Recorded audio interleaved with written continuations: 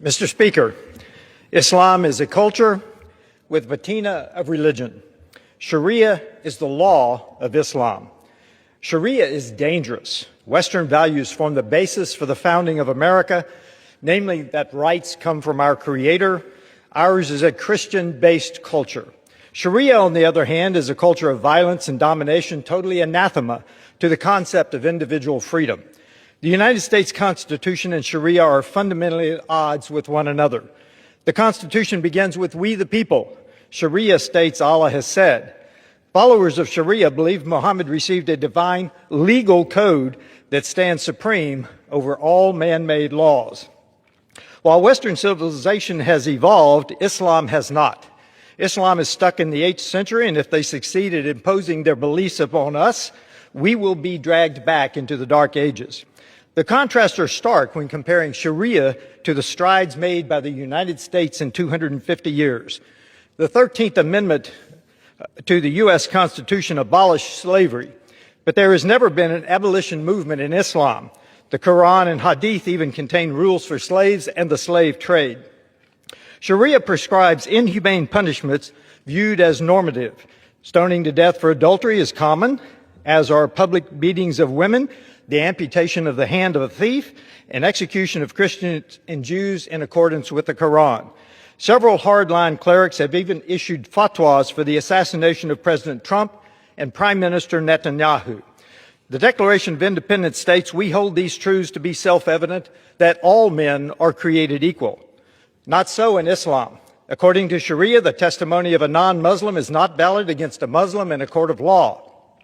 A woman's testimony is equal to 1/2 of that of a man. Non-Muslims living in majority Islamic societies are second-class citizens with few rights and little protection under the law. The 6th Amendment speaks of an impartial jury, but the testimony of a non-Muslim is deemed inadmissible. So in an Islamic Sharia court, the only testimony allowed is that of a Muslim, hardly fair and impartial. Sharia prohibits marriage between a Muslim woman and a non-Muslim man. A Muslim man may marry a Christian wife, but not vice versa. Sharia also gives the man, but not the woman, the unconditional right to divorce.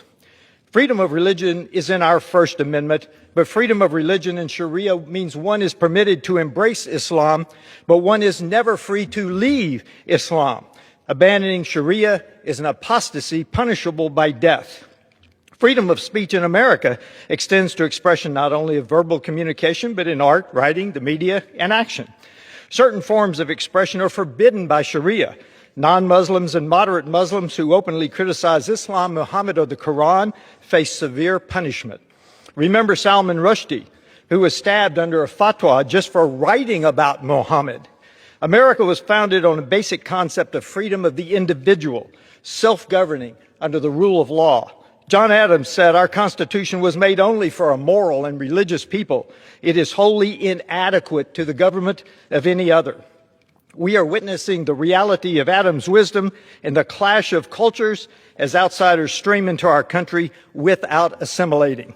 A prominent Muslim attorney argued in the U.S. court, "Islam is Sharia, Sharia is Islam. The two cannot be separated." There are acceptable actions in Sharia that are illegal in America.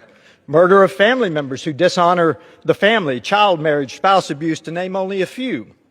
Our legal processes, developed through centuries of Western civilization, are not sufficient to confront the Sharia influence spreading across America. Even legislation may not stop the encroaching danger. It will take more. In the streets of New York City, a Muslim imam recently proclaimed, "We will not stop until Islam enters every home." There is no denying Islam's intent to dominate Western civilization. Their stated objective is to destroy us from within.